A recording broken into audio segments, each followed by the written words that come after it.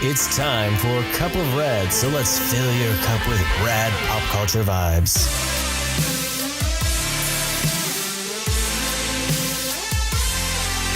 And now your over-caffeinated hosts, Mike and Katie. Welcome, kids, to Cup of Rad. Here we are with another exciting episode of Cup of Rad. This week, we dove into the world of How to Train Your Dragon. Yes, we went all wanting to watch the original first and second one in preparation for Dragon the Hidden World. So we went back and dove into that one, and I still really like the series. I really find it really fun. It's a cute series, and you can really see how it Toothless is a cat. Yeah, I loved it. Like I really remember enjoying it from when we first saw it. I still found it really different for an animated movie because it was more dramatic. Mm-hmm. The second one was even more dramatic, I think, with his father's death and finding his mom and those types of things. But finding that different bond with them, and for myself, I found watching this again was kind of soul torturing. And I know it sounds funny, but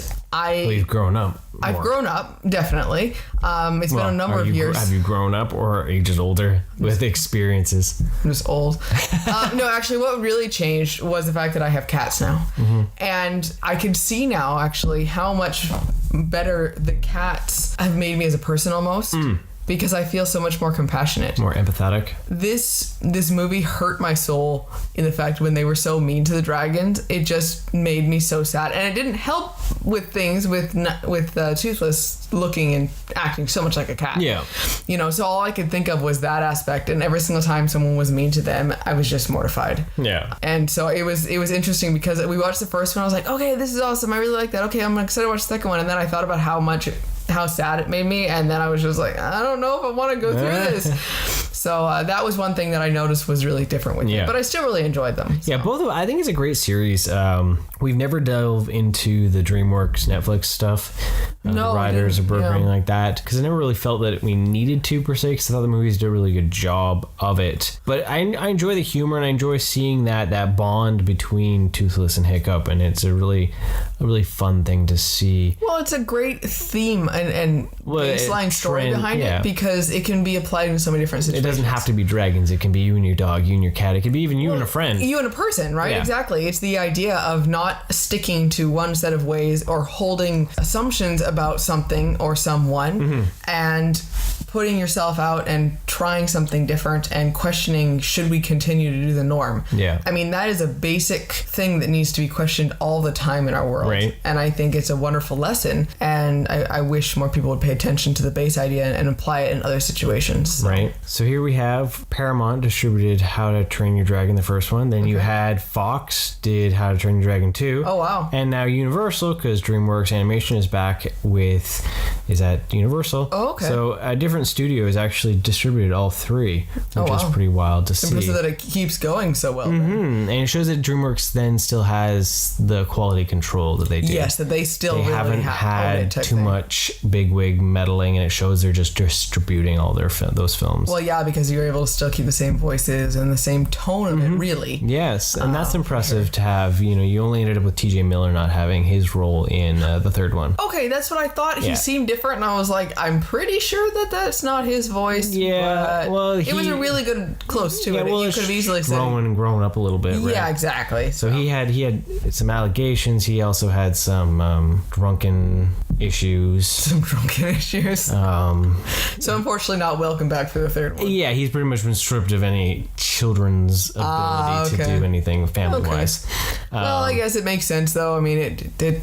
He didn't really miss him too much in there. No, something different. So we went and saw the third one, The Hidden World. Yes. And Mike, your first thoughts on the movie? It is a lot more dramatic than the other ones. There's a lot more humor in the first ones, especially even the second one had more humor in some. Well, because I think it helped too with the silliness with them being younger, and especially his friends. They were a lot more of comedic relief, and they were ridiculous, and so they were ridiculous in a different way in this movie. Yeah, and they're still as ridiculous in some forms, but they themselves have grown up as well. There was a little bit more. You can tell that were making it for an older audience. Yeah. Because it does have some more questionable humor. Not in a grotesque or. Oh no, I can't remember what it was. There was one part where I kind of looked over and it was just like, did they just say that? Yeah. So in that questionableness of what is our son going to ask after it, right? Because them making a lot of jokes about Jonah Hill's character with Hiccup's mom. Yes. Right, and that kind of thing. And it was just that like, Yeah. But yeah, there was. Well, the whole movie was based on dating, pretty much. Yes, and getting married, and having connections with people in that aspect. Right? It was like a Judd Apatow romance film, but with dragons. Right? Yeah, because you have all the same people. Pretty much. Yeah, exactly. And it was that with Hiccup and with Toothless, right? Yeah. They both were dating, essentially. I mean, I know he obviously already had a girlfriend. It was that next step for him. Either we're going to get married, and yeah. So that was a bit where I was saying before, where it felt like we missed something. So I don't know if that played into any of the TV show at all. But it seemed like their relationship was a lot further on than the last one. That is true. Right? I guess there was a step that. Well, we don't even know how much time was actually between. They said a year. Oh, okay. They only said it was a year. So that's what is even more like.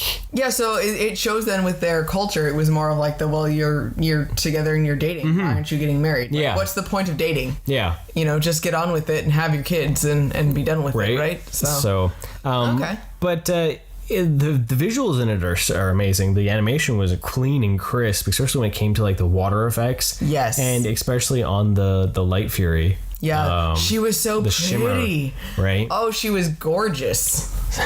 Sorry, pretty. I went full on girly mom like everything mode on this movie. It was just like, oh, it's so cute, and they love each other, and she's sparkly. Yeah. Oh yeah. Yeah, I went full on girly mom. What is your thoughts on the film? You know what? I enjoyed it. I wasn't blown away by it, but I think it's a little bit of like it was a good quality story, but I'm done with the series now, because how many times can you say the same thing, show the same thing? It got to that point where it was just another bad guy hunting dragons because they didn't understand. And I know it's only now been the second movie that really truly happening. But it followed that same beat. The same feel. Right? Yeah. And he was supposed to be so much worse, and he was scary only because he was smarter. He used tools to really separate the prey and all those sort of stuff. I mean, he was definitely not just brute. Yeah. And so there was that for sure. And it was sad to see them, the idea of splitting up between the humans and the dragons, but it was a relief only because they can be safe and to see something different. Yeah. Because it was that they were going to keep being hunted. Yeah. And I'm glad that the town did not go and live in the hidden world either. Yes, that's good. Because it wouldn't have made sense. Not at all. It was no different than just assuming that all humans would understand and be okay with dragons. Yeah. Not all dragons would have been okay with the humans living there. Yeah, and not everyone would have been okay. Exactly. Yeah. And they're forcing two worlds apart. It's one thing to say, you're going to live in peace and try to spread the word about living in peace. But forcing it isn't going to help anything because they are still nature. And they showed so much with the alpha aspect on that still, as much as they can have that connection to humans, that the alpha still is the most important. Exactly. And even with Toothless, he wasn't, he would still gravitate to trying to protect them, and he was torn between who to protect too. Yeah, exactly. It was interesting too with the Hidden World. I got a real sense when they were first going through that first rift feel of Avatar and Pandora. Yes, very much. The bioluminescence and all that. At first I was like, is that the world they're living in? And they all glow all the time? I was like, why did they leave? Right? I want to be in the rave world. Flame shooting out everywhere, right. And that was interesting for sure. So you know what I kept waiting for was for the bad guys dragons to turn against him, because I was hoping that it was a drop about him having the potion control over them, that they were going to take that out. Yeah. And it kept disappointing me that they didn't take the little potion control off of them and try to save those dragons. It was like they just shot them down. I guess it showed them at the same time they were maybe a little too far gone. Yeah, maybe. They were creepy. He was just doping them things, right? Doping them up all the time. Yeah, they might have been. Because it was their own venom too, he said, right? Yeah, they might have been broken completely, right? So that was it. So what did you anything you didn't like about it? For me, it was the epilogue, the idea of jumping, flash forwarding, and seeing Hiccup and Aster with their children, which is awesome. Yes. But he was monologuing a whole story over top of it. And he ended up telling his kids, right? Yeah, about that there were dragons and this, that, and this, that, this. And then it shows him going back to where the hidden world is to try to find Toothless. Who was then magically laying on an island at the opening, somehow not in the hidden world, but just chilling in the sunlight. Sure. But I just found that I think if they had shown more of the Vikings, what they'd learned from the dragons, and that it was still mystical. That they had created a legend almost from them. And like even if it was the idea like, yeah, we learned from them, but they're gone. Because now you're just saying that at any time you could just head over to the hidden world and find the dragons. And it almost, for as much as they promoted it, it almost seemed like they left that back door open for what if we need a sequel? You know, like what if we jump forward to when Hiccup's kids are older and the dragons need to come back? Yeah, well, because he had actually said, that they're hidden until it's safe for them to come back. Yeah. Well, and that just really opened that door of are they safe enough to come back now? Now we can go get them. Yeah. In my opinion, why would they leave if they really felt that the place looked awesome? Yeah. And they don't have anyone shooting and trying to kill them. I don't know what they eat down there, but I'm assuming fish would still fall in the hole. I guess that would make sense. Yeah. But that was my biggest gripe of the whole thing, was that ending I wish it had just been a monologue over what they'd learned and what you could have seen. I think that would have been more, it would have been almost led to the idea of like the legend of dragons. Yes. That we all believe that was dragons at some point. Yeah. Versus it being like him having to physically show him there's dragons. Yeah, right? like I was right. Yeah. Listen to me, type of thing. That makes sense. Yeah. See, I got caught up again in the mom girliness, and I was just like, oh my god, he's showing his kids, and they have babies, and there's baby dragons, and which we already knew because of the merch that there was baby dragons Funko somewhere blew there. That up. And then, but still, I would like to know why they are black and white babies. Not just black or white. Yeah, it was weird because it made it seem like they were the same species of dragon. And that males are black and the females were white. Yeah. But then their babies were a mix. So then are they really Night Furies and Light Furies idea? And they just happen to be black and white, and so now they're a weird modeled mix of light and dark, and it's like... But why is one night and one light? I don't know. Why isn't it day and night or dark light and dark? Yeah. It's plot holes. It is.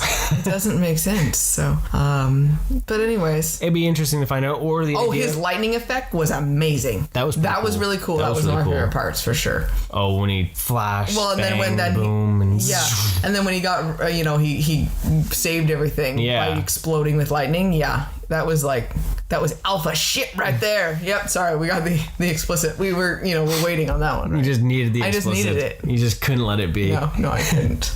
It was family friendly until. But yeah, it was a great ending to the series, though. You know what? Yeah, it was a good family movie. I really enjoyed it still. Definitely would recommend it. Wouldn't mind watching it again, too, just to enjoy it, because it was a good, as I say, a really I good definitely, lesson. I think maybe my opinion will change when we watch it again for Radnesia in 6 months' time, but I think I enjoyed it more than Ralph or even Incredibles 2 because it felt complete as a story. Even with my gripe, it still felt complete as a story, and it still felt different enough that I didn't feel myself comparing it to 2 too much. Well, because they weren't learning this, the humans weren't learning the same lesson. Yeah, there was the same antagonist idea. Someone's still trying to attack them, but it was him becoming becoming a man. Yes, exactly, and him trying to figure out how it is to grow up as well. So it still was different with that. So I enjoyed it. So yeah, exactly. So there you have it. There's our review. Quick little dragon bite. Yeah, a little dragon dropping for you, if you might, of How to Train Your Dragon, The Hidden World. Not How to Train Your Dragon 3, because that doesn't exist. It's How to Train Your Dragon, The Hidden World. That's true. And there you go. There's another episode of Cup of Rad in your ear holes. Thanks, everyone. Talk to you soon. Thank you for listening. Love this episode of Cup of Rad? Please subscribe, rate us, and give us a review. Also, follow us on Facebook, Instagram, and Twitter for more rad content.